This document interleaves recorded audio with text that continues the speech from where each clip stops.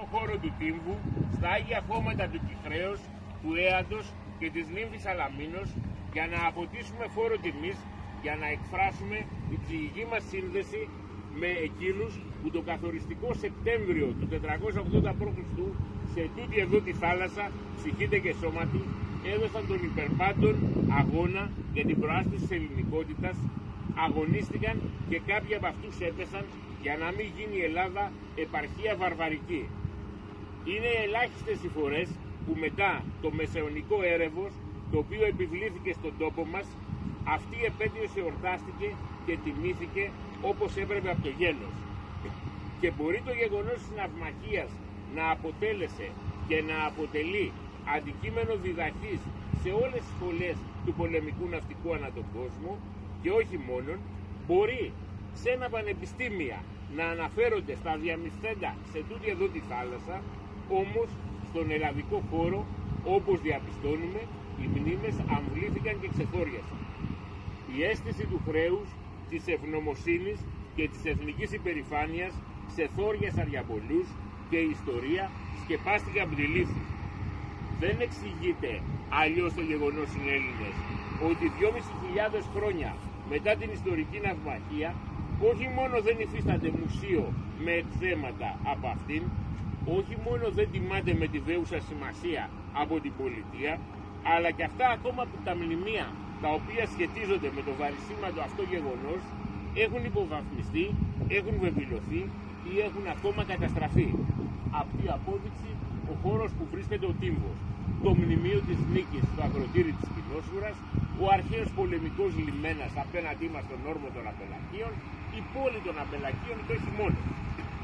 Στη δεκαετία του 60 οι αδελφοί Διαματή αγοράζουν μια μεγάλη έκταση γη στην Κοινόσουρα και περιλαμβάνεται σε αυτή και ο χώρος εδώ του Τύμβου, που περιέκλειγε το Τύμβο. Είναι ήδη χαρακτηρισμένη όμως η περιοχή ως αρχαιολογικός χώρος που τύπης δεν μπορεί να οικοδομηθεί ή να χρησιμοποιηθεί άνευ κρίσεως αρχαιολογικής υπηρεσίας. Οι Διαματίδες το γνωρίζουν αυτό καλά και αν ο χαρακτηρισμός του χώρου ως αρχαιολογικός είναι αποτρεπτικός για επιχειρηματική δραστηριότητα, ελπίζεις τον αγοράζουν, γιατί τα σχέδια ήταν άλλα και ήταν προδιαγεγραμμένα.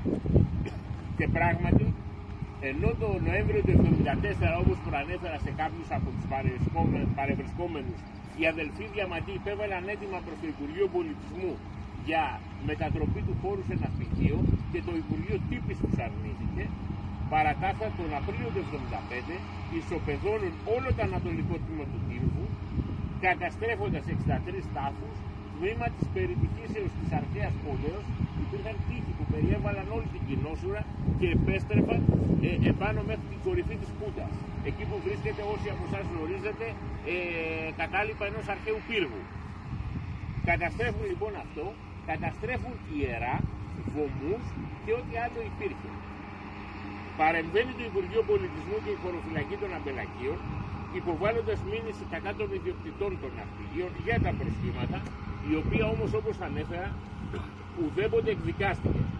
Το σύστημα των αναβολών μέχρι παραγραφής, σε συνεννόηση με κάποια κέντρα εξουσίας, καλά κρατεί.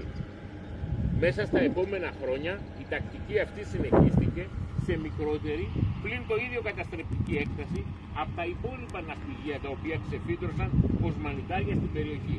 Πεκρής, Παναγιωτάκης, Σπανόπουλος κλπ. Μάλιστα υποψήφια που πολιτεύεται Σαλαμίνα, πολλοί από εσάς θα το γνωρίζετε, είναι και συγγενείς με την οικογένεια Παναγιωτάκη. Όλοι τους κατέστρεψαν τάφους αρχαίους, τμήμα των αρχαίων τυπών και άγνωστο τι άλλο, και αυτά δεν τα αναφέρω εγώ, προκύπτουν από επίσημες εκθέσεις του Υπουργείου Πολιτισμού. Υπευλήθηκαν μηνύσεις και κατά αυτών, οι οποίες όμως παραδόξως είχαν την ίδια τύχη. Η δικαιοσύνη, εντός αγωγικών Πολάκης, είναι και τυφλή και μουκή. Είναι η ίδια δικαιοσύνη η οποία απεφάνθη ότι τα μνημόνια είναι σύντομα, τα μνημόνια γίνανε που χωρούν την εθνική κυριαρχία, εκποιούν τον εθνικό πλούτο και τις κρατικές υποδομές, διαλύουν το κοινωνικό κράτος και περικόπτουν μισθούς και συντάξεις. Είναι λοιπόν σύνομα και άρα μία αντιτιθέμενα προς το Σύνταγμα και τους νόμους του κράτους, σύμφωνα με τους δικαστές.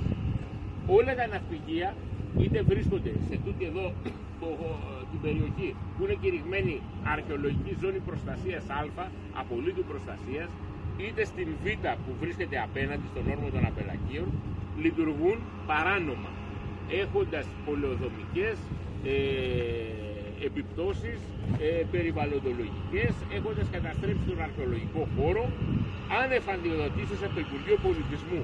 Αδειοδότηση η οποία συνιστά προαπαιτούμενο σύμφωνα με τον αρχαιολογικό νόμο 4858, επιδιδόμενα όπως προανέφερα σε περιβαλλοντολογικές, πολεοδομικές και άλλες παραβιάσεις. Όμως ουδής τους ενόχλησε.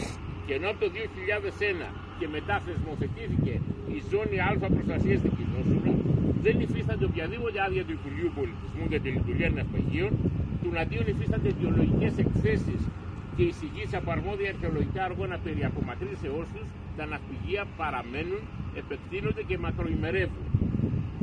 Το 1856 αυστριακοί αρχαιολόγοι έρχονται στην περιοχή, επισκέπτονται το χώρο που τώρα βρισκόμαστε και πραγματοποιούν δοκιμαστικές τομές, σκάματα δηλαδή, όπου και αποκαλύπτουν νευκρική τέφρα προερχόμενη από το πολυάνθριο των Σαλαμινομάχων.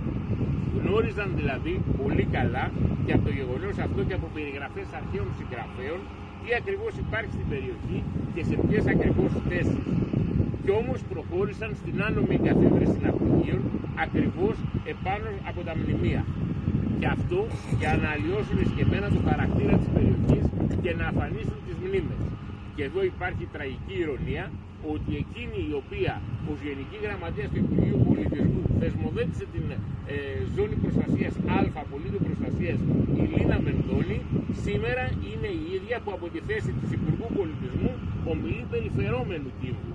Όπως επίσης σε έγγραφό της η Εφορία Αρχαιοτήτων Πειραιά και Νήσων, η οποία είναι αρχαιολογικά υπεύθυνη για την περιοχή, αποκαλούσε φερόμενο το πολυάνδριο της Νίκης που βρίσκεται στο ακροτήρι της Κοινόσουρας, όπου διασώζεται μόνο η βάση του.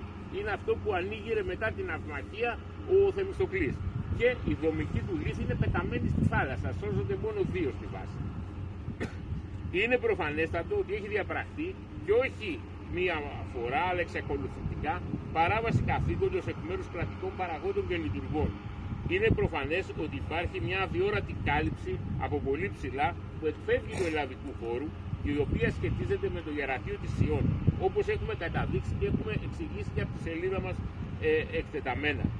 Και αυτό γιατί στη Σαλαμίνα δεν κουνιέται πέτρα, δεν αναδεικνύεται μνημείο, παρότι είναι παρακαταθήκη πολιτισμού. Αυτό συνέβη διότι το Σεπτέμβριο του 480 π.Χ. σε τούτα εδώ τα νερά καταστράφηκε ο Σιμιτοφοινικός στόλος. Η αιχμή του δώρατος του Περσικού στόλου ήταν Σιμιτοφοίνικες, Εβραίοι δηλαδή. Και αυτοί που ήταν οι υποκινητές της Περσικής εκστρατείας ήταν η Εστίρ και ο Μαρδοχέος. Και αυτά δεν είναι δικοί μου ισχυρισμοί, αυτά αναφέρονται και στην Παλαιά Διαθήκη, αλλά όχι μόνο στο βιβλίο Εστίρ. Οι Εστίρ και ο Μαρδοχέος που ήταν Μακαβαίοι, φανατικοί ανθέλληνες, σιωνιστές θα μπορούσαμε να πούμε με την ορολογία της εποχής, έπεισαν το Ξέρξη να προβεί στην εκστρατεία αυτή. Χρησιμοποιώντας δηλαδή την τότε υπερδύναμη της εποχής στρατιωτική που ήταν η Περσία για να καταστρέψει τους Έλληνες. Οι σιωνιστές, οι Μακαβαίοι δεν ξεχνούν. Και σήμερα που είναι πανίσχυροι πολιτικά και οικονομικά, εφαρμόζουν τη θέλησή τους και εκδικούνται, αφανίζοντας τις μνήμες. Άλλωστε, προκύπτει και από ένα άλλο ζήτημα, ότι ζούμε σε μια εποχή παγκοσμιοποίηση. Η παγκοσμιοποίηση συγκλίνει τις εθνικές παραδόσεις, αλλοιώνει τις μνήμες, κάθε αφύπνιση εθνική, πολιτική, πνευματική, έρχεται σε αντίθεση προς επιδιώξεις, η οποία θέλει να δημιουργήσει μια ανθρωπομάζα χωρίς συνοχή, χωρίς παραδόσεις, χωρίς σημεία αναφοράς, χωρίς ιστορικές αφιτηρίες. Στο πλαίσιο αυτό θα ήταν παράδοξο να δούμε να θέλουν οι κοσμοεξιαστές να αναδείξουν τέτοια μνημεία που προάγουν την εθνική μνήμη, την εθνική συνειδητοποίηση και αφύπνιση. Αγαπητοί συνέλληνες, την εβδομάδα που προηγήθηκε, όπως και κάθε χρόνο, ήρθε στη Σαλαμίνα η τριήρηση Ολυμπιάς και εορτάστηκε εντός εισαγωγικών η εχθρούς και φέτος η επέτειος της Ναυμαχίας Σαλαμίνας. με καταθέσει στεφάνων στο μνημείο του Άννου Στρατιώτη, με καταθέσει στεφάνων στο σύγχρονο μνημείο, στο Δήμο της Κοινόσερας, που επίσης που ήδη έγινε, και με αναπαράσταση εντός εισαγωγικών της ναυμαχίας στον Καματερό την Κυριακή το απόγευμα. Το ερώτημα είναι, τα μονότονα και τυπολατρικώς αυτά επαναλαμβανόμενα δρόμενα είναι ικανά να αποδώσουν το μεγαλείο του γεγονότος? Προφανώς όχι.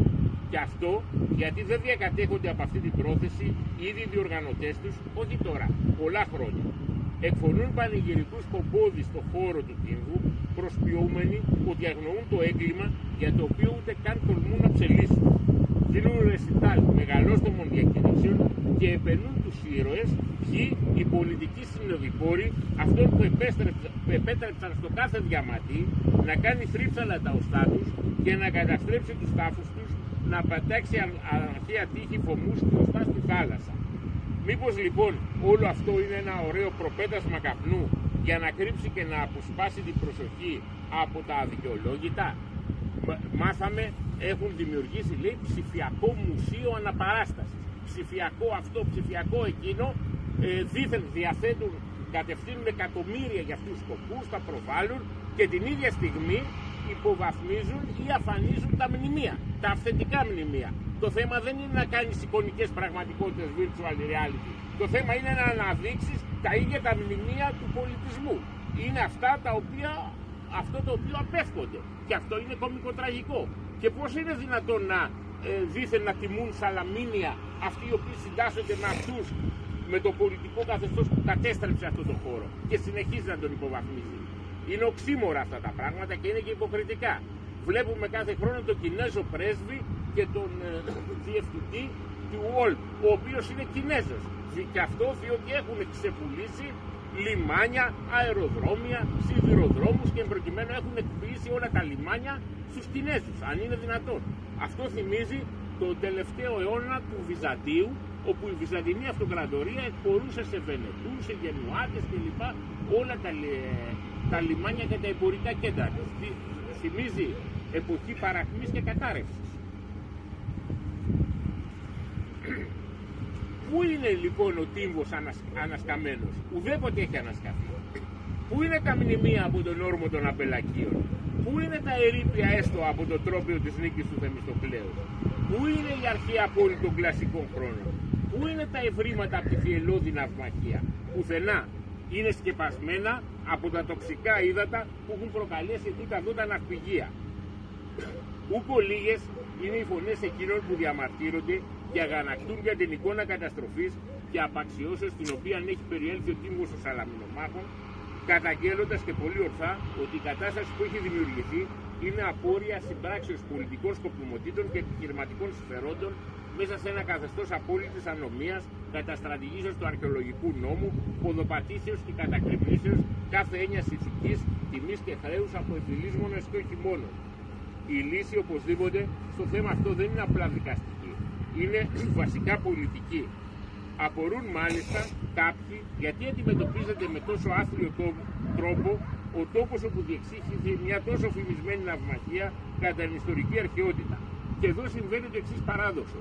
Το 1984 η Μελίνα Μερκούρη, τότε Υπουργός Πολιτισμού, σε έγγραφό της είχε χαρακτηρίσει την ναυμαχία της Σαλαμίνας ως το σημαντικότερο γεγονός της αρχαίας ελληνικής ιστορίας. Αυτό δημιουργεί μια τεράστια παραδεξότητα. Πώς είναι δυνατόν να θεωρείται ως το μέγιστο γεγονός αρχαίας ελληνικής ιστορίας, και δεν ξέρω αν είναι το μέγιστο, αλλά σίγουρα είναι πάρα πολύ σημαντικό, διότι εάν είχαν επικρατήσει εκείνη τη μέρα, το Σεπτέμβριο του 480, οι Πέρσες και οι Συμμητοφοίνικες εδώ, και στην ημέρα της Σικελίας, γιατί την ίδια μέρα Καρχιδόνιοι με Συμμητοφοίνικες επιτίθενται ταυτόχρονα για την περισπασμό και στην ημέρα της Μεγάλης Ελλάδος. Ιτήθηκαν και εκεί και εδώ. Εάν είχαν επικρατήσει, ενδεχομένως θα είχαν κυριαρχήσει σε όλη την Ελλάδα και θα προχωρούσαν προς την Ευρώπη. Είναι λοιπόν ένα γεγονός η ναυμαχία με καθοριστική πανελλήνια αλλά και πανευρωπαϊκή διάσταση και σημασία. Πώς είναι δυνατόν λοιπόν ένα τόσο σημαντικό γεγονός να έχει συμβεί εδώ και να επιφυλάσσεται αυτή η κατάσταση για τα μνημεία? Είναι οξύμορο και είναι ασυμβίβαστο.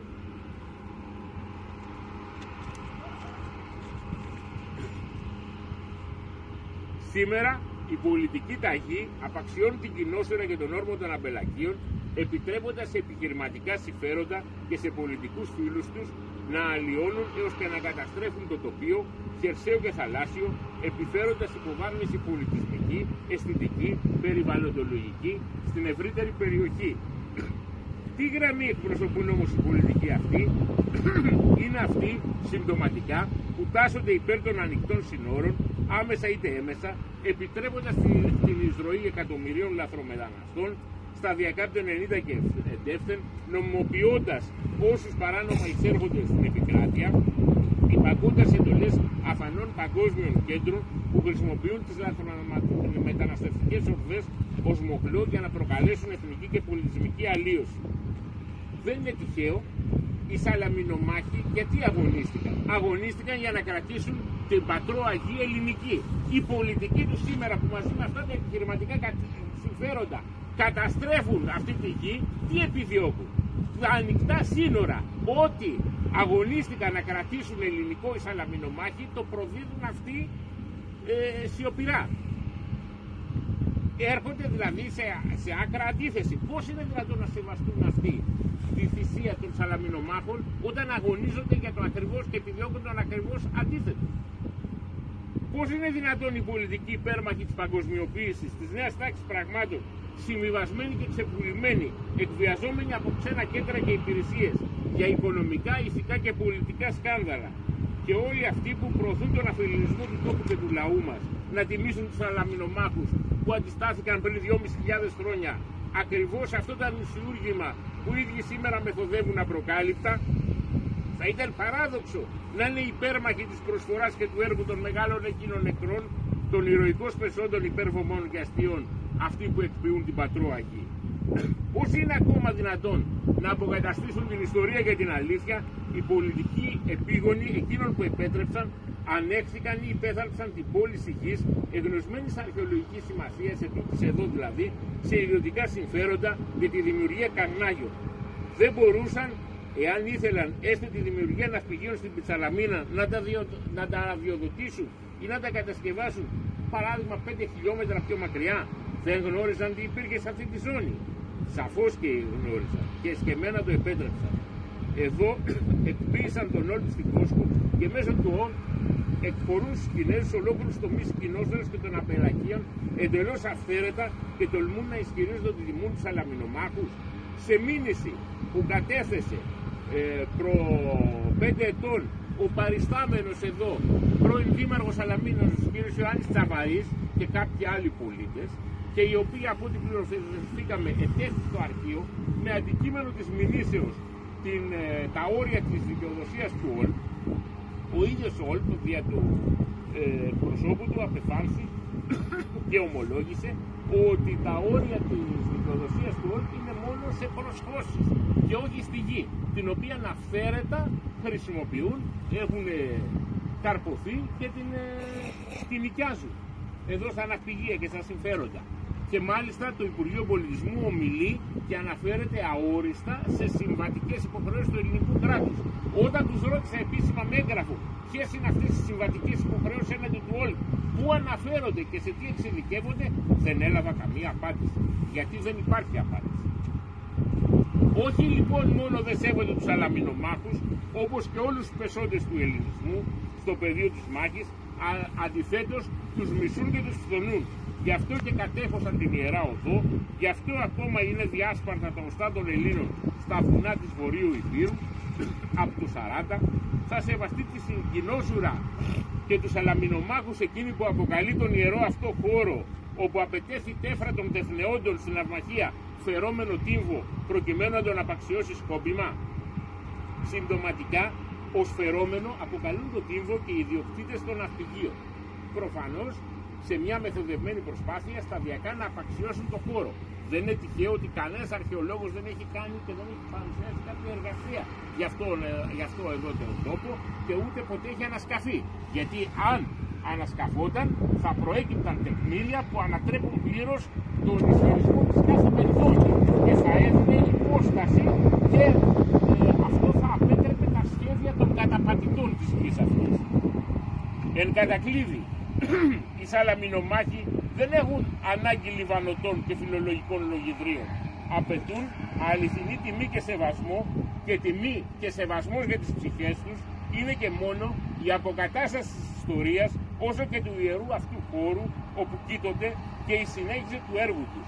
Η προάσπιση δηλαδή της πατρίδας από εσωτερικούς και εξωτερικούς εχθρούς, η συνέχιση και εκπλήρωση δηλαδή του σκοπού για τον οποίο αγωνίστηκαν και θυσιάστηκαν.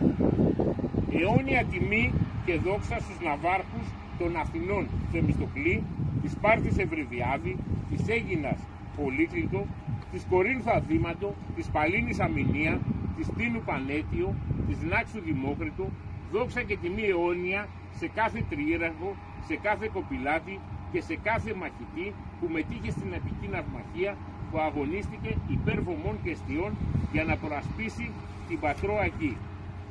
Συνέλληνες, καταλήγοντας, οι σαλαμινομάχοι υπήρξαν ήρωες. Ήρωες γιατί ψήφισαν την αριθμητική δύναμη και ισχύ των εχθρών και αποδίθηκαν σε υπέρ βωμών και αιστιών αγώνα για τη σωτηρία της πατρίδας. Ο όρος ήρος προέρχεται από τη λέξη έρος, που σημαίνει την έλξη. Ήρος είναι εκείνος που αισθάνεται έλξη προς την αθανασία εν προκειμένου. Σκοπός του είναι η υπηρέτηση ιδανικών και ανωτέρων αρχών και αξιών και αποσκοπεί στην ιστεροφημία, στην διαφύλαξη και διασφάλιση και τις καταξιώσεις του ονόματός του δια των πράξεών του, σποδυναικές του χρόνου. Ο Πλάτων αναφέρει ότι το ζήν επικινδύνος είναι ηθελημένος και ευσυνείδητος ηρωισμός. Οι σαλαμινομάχοι έζησαν και αγωνίστηκαν υπό το καθεστώς του κινδύνου, θυσιάζοντας την εφήμερη ζωή τους προς χάριν της διαχρονικής υποστάσεως του ελληνισμού. Διότι ήταν πολίτες οπλίτες, γιατί γνώριζαν ότι όταν σβήσει η πατρίδα και η υποταγή, τίποτε πλέον δεν έχει νόημα.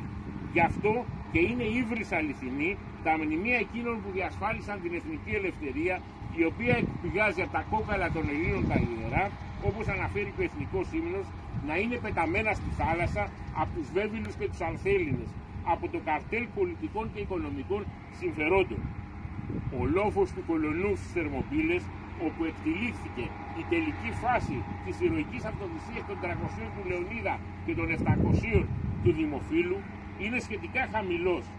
Κι όμως, για αυτόν τον λόφο, ο Σιμονίδης ανέγραψε ότι από ηθικής και συμβολικής απόψεως είναι πιο υψηλός και από τον Όλυμπο, γιατί οι Θερμοπυλομάχοι με την αυταπάρνησή τους τον εξύψωσαν έως τα ουράνια. Το ίδιο θα τολμήσω να ισχυριστώ και για τον λόφο ετούτο, τη Μαγούλα, τον θρυλικό και μαρτυρικό τύμβο των σαλαμινομάχων. Μπορεί να είναι χαμηλός σε ύψος, όμως σε σημασία και διάσταση ιστορική και εθνική αναβιβάζεται σε Ολύμπια σε δυσθεώρητα ύψη. Εδώ στην Κοινόσουρα αποκτούν σάργα και οστά οι ηρήσεις του στοχαστή, αόρατες αλλά αισθητές, οι ψυχές των τεχνεώτων πολεμιστών μας συμπαρίστανται και μας ακολουθούν. Γι' αυτό και οι χώροι και τα μνημεία των πεσόντων θα πρέπει να μεταβληθούν σε ιερούς τόπους μιας νέας θρησκείας, όπου οι ψυχές των αγωνιστών θα ανανεώνονται αδιάκοπα. Μετά την ναυμαχία, οι Αθηναίοι, καθιερώνοντας εορτασμό της ναυμαχίας σε αιτήσια βάση επί πολλούς αιώνες, τίμησαν τον Αμηνία, τον τριήραρχο ως ήρωα, ενώ πολλούς αιώνες αργότερα, στη νεότερη εποχή, η Επιτροπή Τοπονημίων του Πειραιά ονομάτισε την νοτιοανατολικό άκρο της Ψιτάλιας, αυτό που κοιτάζει το ακροτήρι της Κοινόσουρας και βρίσκεται στην περιοχή, δεν φαίνεται από εδώ, είναι η περιοχή προς το Φάρο, έναντι του Κερατσινίου, το ονομάσε σε ακτή Αμηνίου. Σήμερα η Ψιτάλια παραμένει από ιστορικής και αρχαιολογικής απόψεως εγκατελειμμένη. Όπως εγκατελειμμένα και γκρεμισμένα παραμένουν τα τρόπια της νίκης, εδώ στο ακροτήρι της Κοινόσουρας που ανοίγει ο Θεμιστοκλής, όπως προανέφερα, ο εμπορικός και πολεμικός λιμένας των Αμπελακίων. Θέλουν να σβήσουν οι μνήμες, θέλουν να αφανίσουν οτιδήποτε παραπέμπει στο κλέος και στη δόξα των Ελλήνων. Ό,τι συνδέεται με την προγονική κληρονομιά και αφυπνίζει την κυταρική μνήμη του Έλληνα, καθώς η εθνική αφύπνιση και η ηρωική αναγέννηση του έθνους μας αποτελεί πρόσκομα στην επιδιωκόμενη παγκοσμιοποίηση. Είσαστε λίγοι, θα ενερωτηθούν κάποιοι. Μπορείτε να ανατρέψετε αυτή την κατάσταση? Η απάντηση είναι ναι, γιατί ο Ηράκλειτος αναφέρει ότι είσαι μη μύρη εάν άριστος ή. Ο ένας ισοδυναμεί με 10.000 αν είναι άριστος, αν είναι αποφασισμένος και έχει συνειδητοποίηση του σκοπού του. Εάν αγωνιστούμε και αφυπνιστούμε, εάν συσπηρωθούμε και απαιτήσουμε, εάν ανακτήσουμε τη μαχητικότητα και το θάρρος των προγόνων μας, εάν παλέψουμε για αξίες και ιδανικά και όχι για βολέματα και μπρόστα. Αυτή είναι η πραγματικότητα, αγαπητοί συνέλληνες. Η σημερινή παρουσία μας στον χώρο αυτό αποτελεί ζωντανή υπόμνηση και όμνηση όρκου ότι δεν ξεχάσαμε, δεν υποταχθήκαμε, δεν συμβιβαστήκαμε στο πνεύμα των καιρών, στο πνεύμα της συνδιαλλαγής. Και όσοι υπάρχουν κάποιοι αργυρόλητοι και ανιστόρητοι που ομιλούν κατά χυδαίο τρόπο για δίθεν πάντρεμα αρχαιοτήτων και ναυπηγείων, γιατί υπάρχει και αυτή η θεωρία, η εκδοχή που παρουσιάζει, σας απαντούμε. Τα μνημεία εκείνων που δόξασαν την πατρίδα δεν συμψηφίζονται με οικονομικά συμφέροντα, ανίερες παντρολογίες και καιροσκοπικά παιχνίδια. Μακριά από συμφέροντα κάθε είδους και καιροσκοπικά παιχνίδια με αγώνα και άσκηση συνεχών πιέσεων. Γι' αυτό και δημιούργηθηκε και υπάρχει η σελίδα «Η Άγνωση Σαλαμίνα» με κινητοποίηση τοπικών φορέων και πολιτιστικών σωματείων. Κυρίως όμως με αφύπνιση απλού κόσμου και με αναδιοτελή διάθεση. Ίσως καταφέρουμε να επιτύχουμε το ελάχιστο που οφείλουμε στους προγόνους μας, απλά και για τους απογόνους μας. Μια Σαλαμίνα πολιτιστικά αναγεννημένη σε μια Ελλάδα πραγματικά κυρίαρχη. Και εδώ, καταλήγοντας, θα πω το εξής. Πολλοί τις ανασχετούν από το νησί για την εγκληματικότητα, για την ανασφάλεια, γιατί δεν υπάρχει, λέει, ηλεκτροφωτισμός επαρκής, για τις υποδομές, το οδικό δίκτυο και για πλήστα άλλα προβλήματα. Για τα σκουπίδια, τη ρυπαρότητα και τη ΣΥΠΑ. Όλα αυτά θα επιλύονταν εάν η Σαλαμίνα αναδείκνυε τον πολιτιστικό της θησαυρό.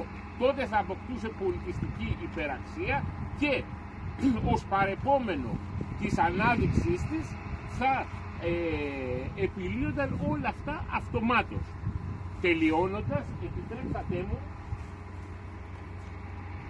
να ακουστεί ο Πεάνας για συμβολικούς λόγους των Σαλαμινομάχων. Welcome to the music world of Isin. You'll see driver mode. Είναι ένα πένθυμο εμβατήριο προς τιμήν των Σαλαμινομάχων. Θα παρακαλούσα ένα λεπτό συγκέντρωση.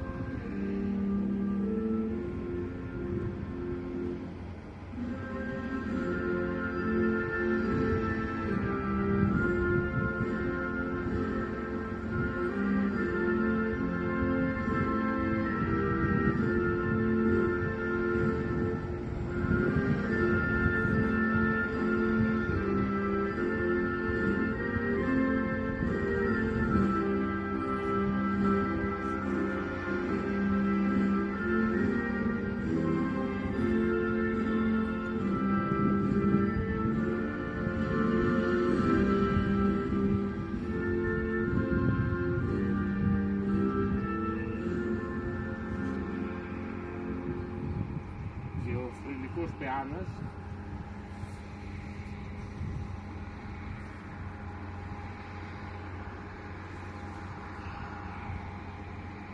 το αγωνιστικό κάλεσμα προς τους μαχητές. Είτε ελευθερούτε πατρίδα, ελευθερούτε δε πέγας γυναίκας, θεών τε πατρών έδι, θήκας τε προγόνων, νη υπερ πάντων αγών. Εμπρός, παιδιά των Ελλήνων, να ελευθερώσετε πατρίδα, τέκνα, γυναίκες και των πατρικών Θεό σας να ελευθερώσετε τα ιερά, και των προγόνων τους τάφους. Τώρα για όλα είναι που πολεμάτε. Θα καλέσω και τον κύριο... Τα είπες όλα.